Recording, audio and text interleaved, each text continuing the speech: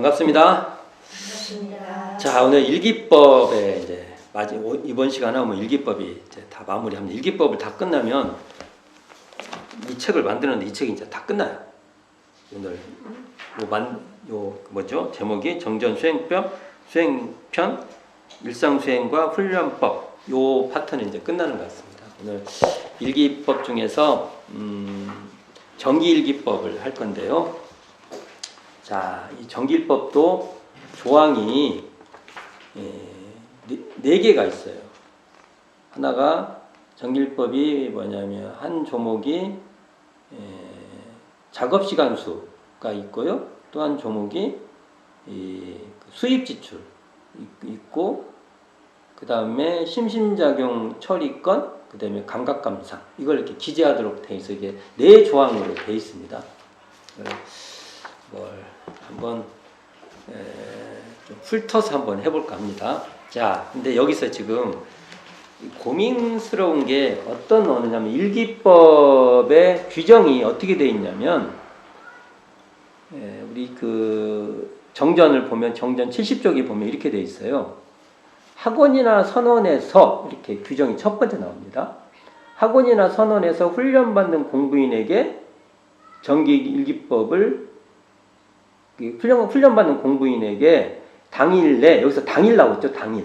계속 당일 나옵니다. 당일 내 작업한 시간수와 당일의 수입 지출과 심신작용의 처리건과 감각감상을 기재가 뭐예요? 기록해서 실른다, 이런 말이잖아요. 기재시키기 위하여 정기일기법을 제정하였다. 이렇게 되어 있어요. 여기 당일 나오죠, 당일. 이런 한자에 대해서 굉장히 고민해야 돼요. 당일. 당일은요, 당일 어떻게 생각했어요? 당일?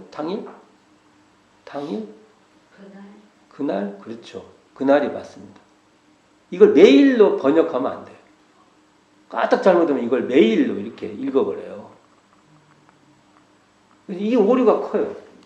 당일은 그날, 그때, 그 경계, 그 상황, 이게, 그래만 그렇게 너무 좁아지니까 그날 그게 맞아요. 그날. 이렇게 이런 것도 이렇게 쉽게 넘어가면 안 되는 거예요. 그러면, 야, 이거 매일 해라고 하는데 이게 매일 쓰라고 했는데 왜 안 해? 이제 이렇게 되는 거죠. 이거 매일 쓰는 건 아니에요.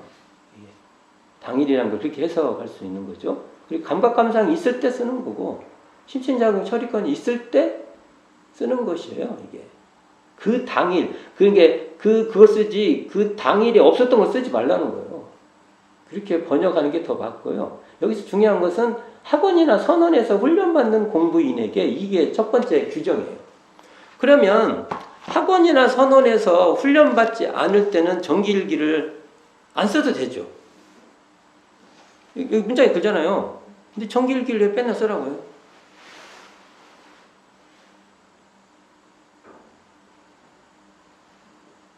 좀 이상하잖아요. 이 표현으로 보면. 그리고 지금은 이게 정전인데, 처음에 불교 정전에서는 어떻게 표현됐냐면, 이게 더 고민이 많은데, 강원이나 선원에서 훈련을 받는 청소년급의 하나 이렇게 돼 있어. 그러니까 정기일기는 청소년, 이제 막 성장해서 이제, 지금으로 말하면 학교 다니는, 그런, 우리로 말하면은, 예비교무들이나 또는 그와 준하게 뭔가 어릴 때 교육을 받는 이렇게 돼버려요. 근데 이게 이제 문제가 이런 이렇게 한정된 의미가 아니라 해서 이것을 어떻게 했어요?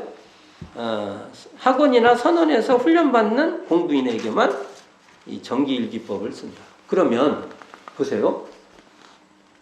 지금, 저 같은 경우 정기일기 써야 되나요? 안 써야 되나요? 영생이 교무인데. 뭐요? 선원에 안 들어갔어요. 1년에 잘해봤자 일주일에 10일밖에 안 들어가요. 거의 안 써도 되네? 좋다. 저는 예비교무 때,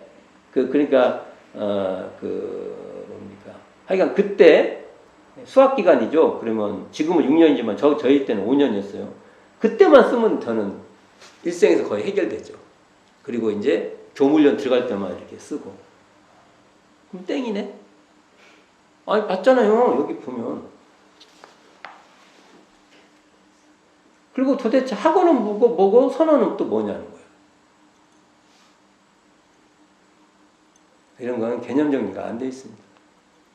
학원이란 말 그대로 배우는 곳이고 선언은 선나는 곳이니까 보통 선언은 보통 우리가 정기훈련장이라고 보면 학원은 뭐냐 이거예요. 학원도 뭔가 기겠죠. 뭔가 기겠죠. 그래서 이거에 대한 해석이 참 난해한데 이걸 확대를 넓히면요. 배우는 곳, 학원을 우리가 현재 예외 보는 때 또는 단회 이것까지 확대를 하면 예외 보는 날이나 단회 보는 날에는 일기를 쓸 수 이렇게 넓혀서 볼 수가 있어. 넓혀서 본다. 근데 그러나 그것도 나는 그렇게 생각 안 해. 그러면은 강요할 수 없어요. 왜? 학원이나 선언에 훈련받는 공부인이 내가 아닌데? 근데 정기일기법은 확실히 정기훈련과 연관되어 있어요. 이것을 문제를 풀려면 어떻게 해야 되냐면 정기일기에 대한 이해가 필요한 겁니다. 그래서 지금은 시대가 옛날에 농경시대는 농한기 때 이렇게 시간을 내서 서로 많은 모임을 할 수 있었어요. 근데 지금은 농한기가 없어요. 산업사회라는 것이 인간을 더 바쁘게 만들어놨어요. 그래서 이 자본주의의 산업자본주의라는 게 좋은 게 아니에요. 인간은 노는 게 인간의 본성이에요. 저는 그렇게 봅니다. 일하는 게 인간의 본성이 아니에요. 일하기 위해서 쉬는 게 아니고요. 우리는 쉬기 위해서 일하는 거예요. 그러니까 사실은 일주일이면 4일은 놀고 3일은 일해야 맞아요. 이게 인간의 본성에 맞는 거예요. 그래야 사실은 정기훈련도 돼. 근데 지금같이 주로 1년에 먹고 사는 거, 자기 가족을 위해서 1년에 두 부부가 종일 일을 해야, 계속 일을 해야만 살 수 있는 구조인데 어떻게 정기훈련을 해요? 이건 단순히 사회 문제하고도 관계가 있는 겁니다. 사회 문제. 그러면 그래도 우리가 또 그런 걸 좀 밀쳐놓고 그래도 우리가 좀 정기훈련을 해야 되지 않냐. 그래서 우리는 앞으로는요, 이렇게 마음이 맞는 사람들끼리 내 삶의 정기훈련 기간을 확보해야 한다고 봅니다. 꼭 저는 이 개인적 생각입니다. 꼭 우리 훈련원에 가서 하는 게 정기훈련이 아니라고 봐요. 각자가 내가 이 기간에는 또 예를 들어서 막 길게 기간을 잡지. 정기라는 건 일정한 기간 동안이잖아요. 정기.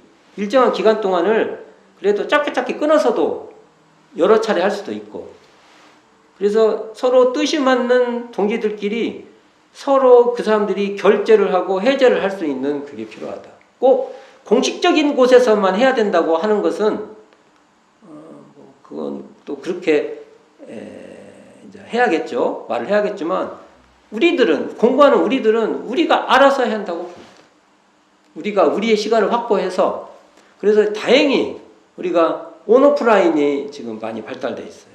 그래서 지금 줌도 있고 또 뭐가 있죠? 미트? 미트 만나다는 뜻이구나. 미트도 있고 또 여러 가지 있더라고요. 그런 걸 통해서도 온오프라인 상으로 서로 그래서 어느 일정한 기간을 정기 기간으로 잡는 거예요. 그래서 이렇게 하지 않는 이상은 정기 일기법도 유용하지 않다는 겁니다. 정기 일기법도. 단순히 이걸 했냐 안 했냐 이렇게 되는 문제가 아니라고 보는 거예요. 지금 사실은 대종사님 교법에서 정기훈련법과 정기훈련법은 사문화되어 버렸어요. 솔직히 말해서. 그렇죠? 그거 인정해야죠. 그러니까 정기일기가 거의 현실화되지 않았다는 것은 정기 일기도 자리 잡을 곳이 없는 거예요. 이게 왜? 학원이나 선원에서 훈련받는 공부인이 해야 되는 거니까. 이런 고민이 먼저 와야 돼요. 이게. 그러면 서로 도반이라는 게 뭐겠죠? 야, 우리 3-4명이 돼도 우리가 이번에 2주간은 1주간이라도 1주간 우리가 정기훈련 기간으로 삼자. 그래서 우리가 아침에는 어떻게 하고 낮에도 우리가 그러면 밑으로 어떻게 연결해서 잠깐이라도 뭐 경전이 있으면 내가 공부한 것도 서로 말도 좀 해보고 저녁에는 또 같이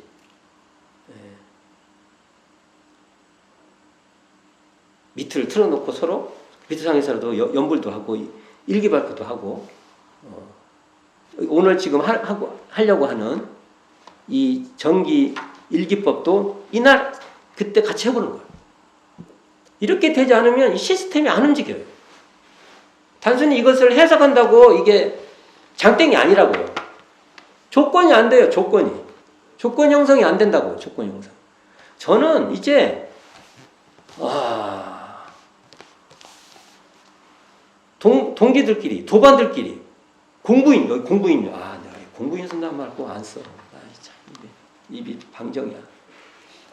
그렇게 연습을 해도 대인사에 공부인이라고 딱 써져 있는데 우리 공부인들이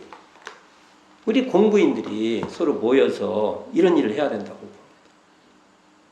단순히 교당에서 해줬네 안 해줬네 이게 문제가 아니에요. 그리고 또 이것도 뜻이 맞는 사람들끼리 서로 하는 게 좋다. 그렇게 봅니다. 그러면 자 이런 것을 기반으로 뒀다 치고 또는 아까 처음에 말한 것이 예외날을 정기훈련 날로 본다고 하면 그날이라도 일기를 쓰는 거예요. 이 일을 하는 겁니다. 그날이라. 또는 뭐 단회를 단회 날 원래는 단회는 대종사님이 다 법회 날에 예외의 한 방법이 단회였어요. 근데 요즘은 또 이제 단회를 따로 또 하고 하니까 대종사님 당대 같이 단회도 예외의 하나의 방식으로 하는 것이 저는 타당하다고 봅니다. 자, 그러면 이 조목을 한번 봅시다. 그런 전제하에 봅시다. 자, 1조가 어떻게 됐냐면 여기 당일 나왔죠. 당일의 작업시간 수를 기재시키는 뜻은 주야 24시간 동안 가치 있게 보낸 시간과 허망하게 보낸 시간을 대조하여 허송한 시간이 있고 보면 뒷날에는 그렇지 않도록 주의하여 잠시라도 쓸데없는 시간을 보내지 말자는 것이요. 여기서 보면은 당일의 작업시간 수를 기재시키는 뜻은 작업시간 수라는 게 뭐예요? 작업시간이라는 게 이게 되겠죠. 학습 상황 일단은 학습 상황이라고 하면은 여기 상시일기에서 이게 정기일기법도 보면요 상시일기하고 연동돼요 다.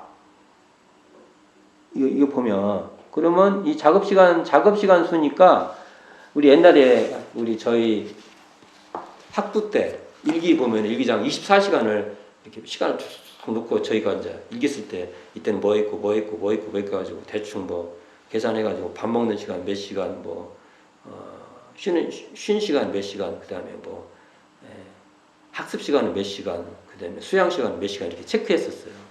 하루 일과표 이렇게 점 이렇게 쭉쭉 해가지고 이렇게 표시하면 대충 수양과 연구 시간이 위주의 그 작업 시간 수가 되더라고요.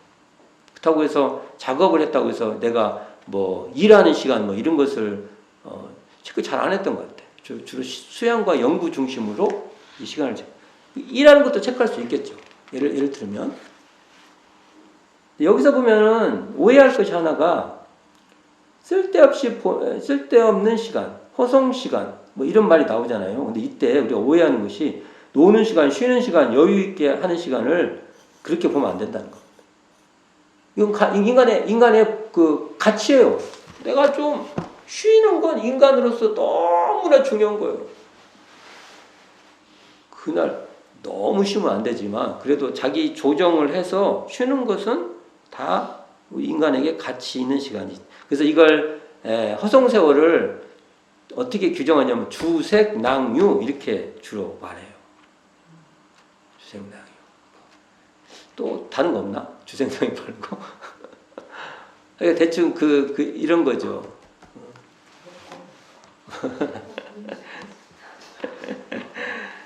자, 1조 봅시다. 2조도 보면 당일 나왔죠. 당일.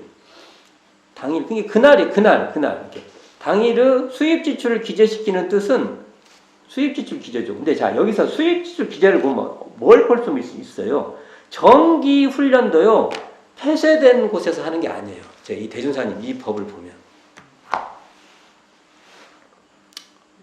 만일 폐쇄된 곳에 있으면 수입 지출을 뭘라고 기재해요? 돈 쓸 일도 없는데? 지금같이 어디 방에서도 이렇게 뭐 방에서 지금같이 다 전부 다 살 수 있어서 괜찮은가? 그렇다고 해서 뭐 어디 가서 훈련 받는데 그걸 뭘 사요? 그리고 수입 지출. 이것은 수입 지출을 기재한다는 것은 삶의 연장선상에 있어야만 가치 있어요. 자, 봅시다. 당일의 수입 지출 기재시키는 뜻은 수입이 없으면 수입의 방도를 준비하여 부지런히 수입을 장만하도록 하며 지출이 많을 때는 될 수 있는 대로 지출을 줄여서 빈곤을 방지하고 안락을 얻게 함이며 설사 유족한 사람이라도 놀고 먹는 폐풍을 얻게 함이요. 이렇게 되어 있잖아요. 지금 이게.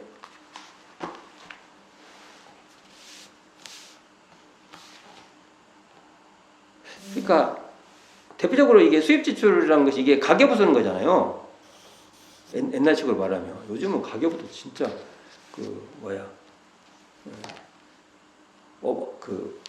어플 받아서 하면 굉장히 쉽게 돼 있더라고요. 그리고 저 같은 경우는 카드 쓰면은 카드 내력이 한 달치가 막 쫙 나와서 이게 대충 거기에 보고 야 이건 과소비다 뭐다 한 달에 한 번을 보면 거의 정리가 돼 있어요. 그러니까 이 기술이 발달돼 가는 사회에 이런 정리는 아주 쉽다는 겁니다.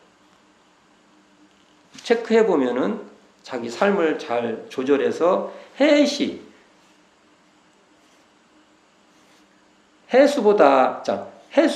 뭐가 이렇게 은혜를 받는 거잖아요. 해수보다는 해시가 많고, 근데 여기서 오해할 것이 있어요. 해수도 받아야 돼요. 잘 받을 줄 알아야 돼요. 잘 받아서 잘 사용해주는 사람이 필요해요. 그런 것은 해수를 받아서 또 잘 해시를 하는 것이죠. 이것도 그냥 너무 이분법적으로 해시는 좋은 거고 해수는 나쁜 것이고 이렇게만 보면 안 된다는 거죠. 그래서 이런 것을 잘 해라는 것이죠. 그러니까 위에 보면은 작업시간 수하고 수입지출도 보면은 결코 정기 훈련 말고 정기 일기가 뭔가 단절된 곳에서 쓰는 게 아니라는 걸 알 수 있어요. 그렇죠. 그러니까 정기 훈련도 향후에는 단절된 곳에서도 하는 정기 훈련도 있죠. 그렇죠. 정기 훈련도 그렇지만 단절되지 않는 곳에서 하는 정기 훈련도 그러니까 있을 수밖에 없다. 그러니까 예를 들면 당일 하면은 단절된 곳에서는요. 1조하고 2조는 큰 의미가 없어요. 1조도 거의 일과가 돼서 참석했나 안 했나 이것만 보면 거의 끝나요. 굳이 그렇게 큰 의미가 없어요. 굳이 이게 성실하면 다 그냥 통과되는 거예요. 근데 지금부터 3조, 4조가 단절된 정기훈련장이든 개방된 정기훈련, 이게 삶 속에서 하는 정기훈련이든 3조 4조는 다 적용이 되는 거죠. 3조 4조가 뭐냐? 3조가 심신작용 처리권이고 4조가 감각감상인데, 자, 이걸 좀 이제 해봅시다. 읽어보면 3. 심신작용의 처리권을 기재시키는 뜻은 당일의 시비를 감정하여 죄법의 결산을 알게 하며 시비이해를 밝혀 모든 일을 작용할 때 취사의 능력을 얻게 하며, 다 잊어먹고 여기서 중요한 것은 시비이해하고 취사의 능력입니다.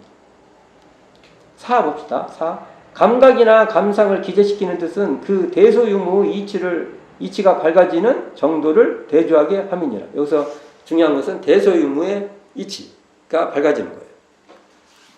밝아지는 정도죠. 자, 그럼 이걸 한번 정리해 봅시다. 그러니까 또 말을 해보면은 정기훈련은 사람과 단절된 곳에서 할 수 있는 정기훈련도 있지만, 대종사님의 정기훈련을 보면은 일상생활을 하면서도 나름대로 일정한 시간을 정해놓고 서로 하는 정기훈련도 있다. 그러니까 아침 저녁으로는 뭐 온오프라인으로 정해놓고 일상생활을 하면서 또 오후에도 잠깐이라도 시간을 정해놓고 같이 공유도 하고, 이런 훈련도 정기훈련이고, 정말 딱 그 일상생활을 떠나서 하는 거 있다. 이럴 때 이런 정기훈련장의 정기일기가 굉장히 필요한데, 여기서 이제 3조 4조인데 먼저 감각감상부터 해볼게요. 감각감상에 대해서 핵심적인 것은 대소인 거예요. 여기서 감각이란 건 뭐예요? 감각은 뭐고 감상은 뭘까요? 이게 참 난감한데 해석이 많아요. 근데 저는 그냥 이렇게 봅니다. 감각은 오감, 안이비설신으로 느끼는 거라면, 감상은 의근, 안이비설신, 의. 사실은 안이비설신도 의와 함께 하는 거예요. 그리고 의는 그것을 소재로 가지고 또 뭔가 좀 더 이렇게 생각들이 이렇게 나는 거예요. 그러면 이렇게 봅시다. 제가 봅시다. 여기서 대소유무라고 했잖아요. 그러면 우리가 대다, 소다, 유무다, 이게 참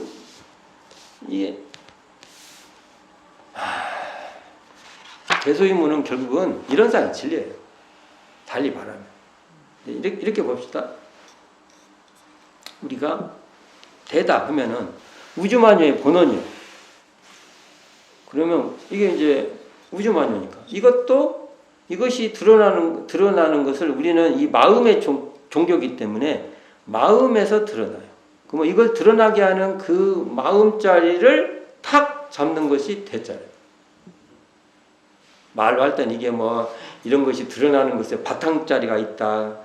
그걸 이게 심지다. 뭐 여러 가지 설명을 하지만 근데 이러한 마음에서 이렇게 다 이건 죽비, 이건 교전 이렇게 드러나잖아요. 다 이렇게 드러나는데 이것을 이런 것은 이제 이렇게 뭡니까 또 명료하게 드러나니까 그러는데, 사실 이것을 보통 드러난다 해서 현상. 근데 현상이라고 하면 현대철학에서 본체 현상 이원론이 생겨버려요. 그래서 이 언어를 안 쓰고 싶은데 이 말을 쓰는 순간 그 룰에 빠지잖아요. 근데 우리의 대종사님 그 깨달음의 종교에서는요, 이렇게 이원론 같은 게 없어요. 하나의 다른 모습이에요, 다.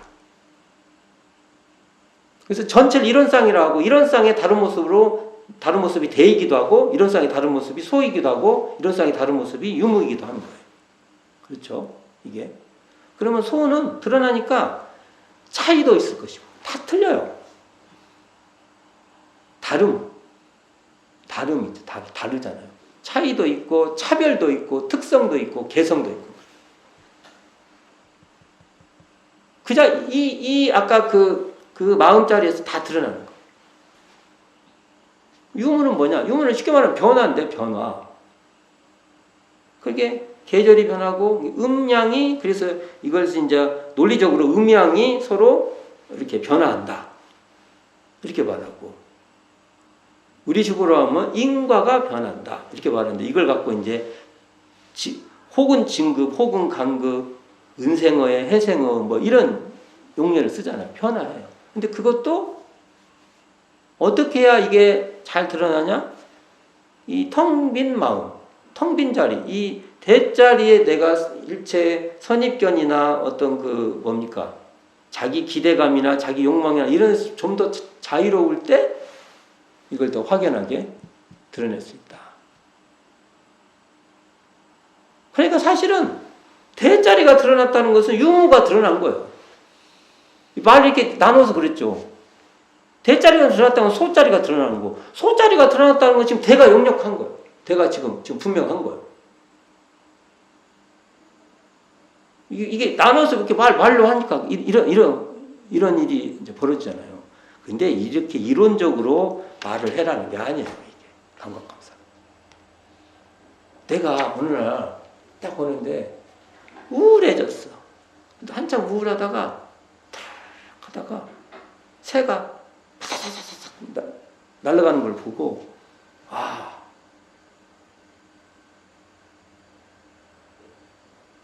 이게 우울한 자리나 새가 파사사삭 날아간 자리랑 같은 자리구나. 아까는 내가 우울한데 끌려다녔고 지금 내가 우울한 것을 내가 이렇게 거기에 오염되지 않아요. 이렇게 드러내는 거예요. 그러니까 이런 식으로 그래서 내가 우울한 거 별거 없어. 이런 이제 이게 뭐냐면 자기 감각과 그 감상에 의해서 대소유무가 펼쳐지는 거예요. 그리고 그걸 잘 밝히는 거예요.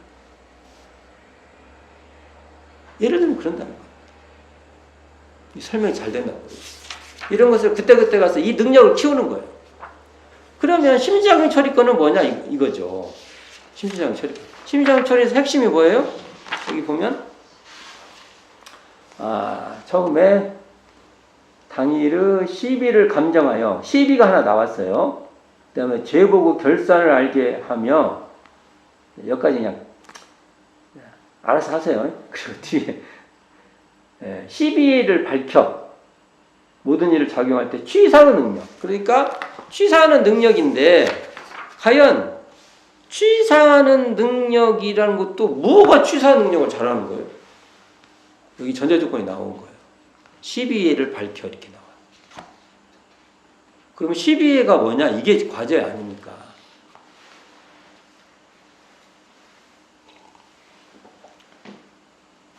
대응을 시키면 쉬울 수 있어요. 오를 시, 비를 끊어서 시인 오를 시, 비는 아닐 비, 그를 비, 그른 거, 옳은 거, 그른 거. 그 다음에 이 해는 이로운 거, 해로운 거. 이렇게 해가지고 옳은 것은 정당한 고락은 옳고, 비, 부정당한 고락은 그른 것이다. 이렇게 하면 쉬워요. 근데 사실은 시, 비 이게 시, 비가 서로 막 바뀌어요. 우리 삶은. 옛날에 옳았던 것이 옳았던 것 때문에 글러져. 그러니까 사람한테 처음에 설명할 때 이렇게 작대기를 그셔주죠. 시, 비 하면 시는 정당한 거, 정당한 고라, 비는 부정당한 고라 이렇게 작대기를 그셔주죠. 그러면 와 정확하게 알았다 이렇게 알겠죠. 가르치기는 이게 쉬워요. 그러나 우리의 인생은 그렇게 안 돼요. 절대로 안 돼요. 내가 아까 옳았다고 한 것 때문에 나중에 글러져요. 옳았다는 것으로 이제 자만하고 이렇게 해가지고 글러져요. 그래서 시가 비가 되기도 하고 비가 시가 되기도 하고 이런 것을 통체적으로 우리가 알고 있어야 되는 거죠. 그러나 일단은 단답형을 한번 말해볼게요. 단답형으로 하면 시는 정당한 고락이고 그를 비는 부정당한 고락이고 이로운 건 뭐겠어요? 대표적으로 우리가 자리타가 되도록 하는 거고 해는 자리타해. 그러니까 해는 나는 해로운데 자해인데 자해인데 탈이 그럼 이거 이해 들어가나? 이해 들어가 있죠. 자리타도 있고 자, 나는 해로운데 상대는 이롭게 하는 것은 이에다가 집어넣을 수 있죠. 해는 나는 이로운데 타인이 해로워. 그리고 나도 해롭고 타인도 해롭고. 이렇게 이제 구분할 수 있겠죠.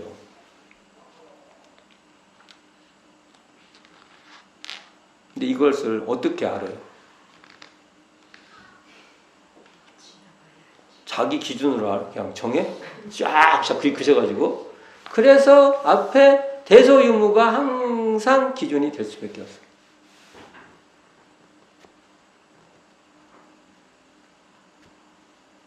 그리고 여기 말한 대로 정당하냐, 부당하냐, 또는 자리입하냐, 이런 것이 자기 이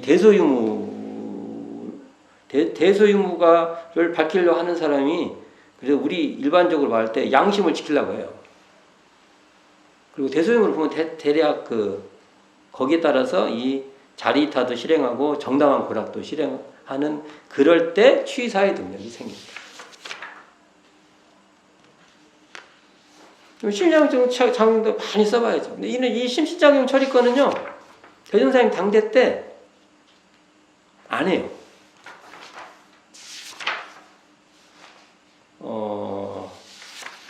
정말 안 해요. 그러니까 그 많은 초기 교단의 기록물 중에서 이 심신작용 처리라고 발표된 것이 3-4개밖에 안 돼요. 근데 그것도 내용을 보면은 개인의 막 고민이 들어가 있는 게 아니에요. 그냥 우리가 보통 보면 윤리적인 거 있지 않습니까? 이렇게 다 얘기해도, 우리도 요즘 일기 쓰면 다 그렇게 쓰잖아요. 모든 사람이 읽어도 아무렇지도 않는 거, 이런 걸 쓰지 않습니까? 그런 거예요. 그 다음에 사회 문제에 대한 많은 사람들의 의견들을 묻는 것이 있어요. 이게 뭐냐면 백양사 승려대 장성읍 청년 격투 사건이라고 해서 그것을 막 아주 이 3팀이 발표를 해요. 아주 제가 원불교 남도와 만나다 책에다가 이 내용을 쭉 이렇게 정리해서 실어놨는데, 그러니까 이게 심신작용 처리권은 굉장히 개인적 시비하고 사생활의 문제가 있어요. 그러니까 이렇게 스승님과 이렇게 1대1로 하지 않았을까. 특히 대종사님과 관계도 1대1로 이렇게. 그리고 대종사님이 봤을 때 이게 중요하다 그러면 공론화 시켜버려요. 아예. 그래서 아무개가 이랬대 하고 막 소문을 다 내. 그리고 그것을 해도 될 사람들을 그렇게 시키죠. 그래서 심신작용 처리권은 조심해야 된다. 그러니까 다룰 때 신중하게 다뤄야 된다.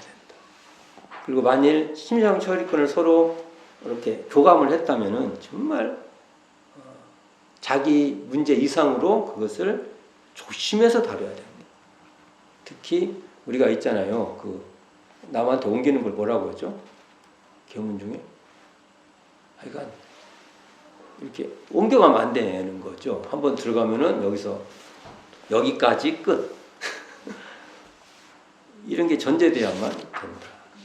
그래서 어쨌든 우리가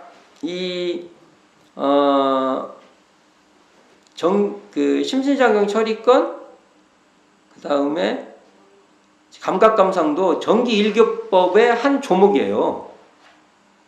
이게 정기일기는 11과목 중에서 정기훈련 11과목 중에서 사리연구 훈련 과목에 들어갑니다. 그러니까 맞죠? 그래서 이게 사리연구 훈련 과목이다. 그러니까 이게 정기일기를 잘 쓰면, 그러니까 정기일기를 잘 쓰면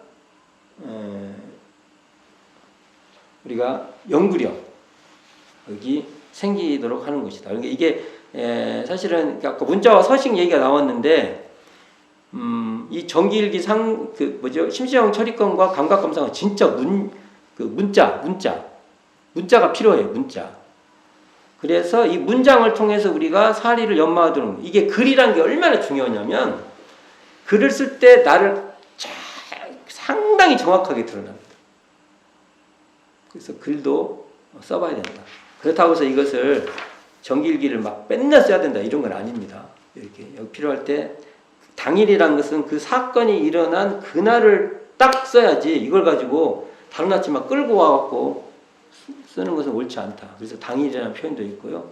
어쨌든 일기법이 대종사님의 많은 사람들의 수행법 중에서 일기법을 가져왔다는 거예요. 대종사님. 그리고 일기법 제시했으니까 우리가 이런 거예요. 이게 1에서 10이 있다 그러면 10을 해야 잘하는 게 아니에요. 우리가 대종사님께서는 갖다가 사용해서 도움이 되는 만큼 좋은 거다. 일기법도 내가 필요한 것부터 갖다가 사용해야 된다. 그렇지 이것을 다 안 했다고 해서 막 큰일 났다 이렇게 되면 안 된다.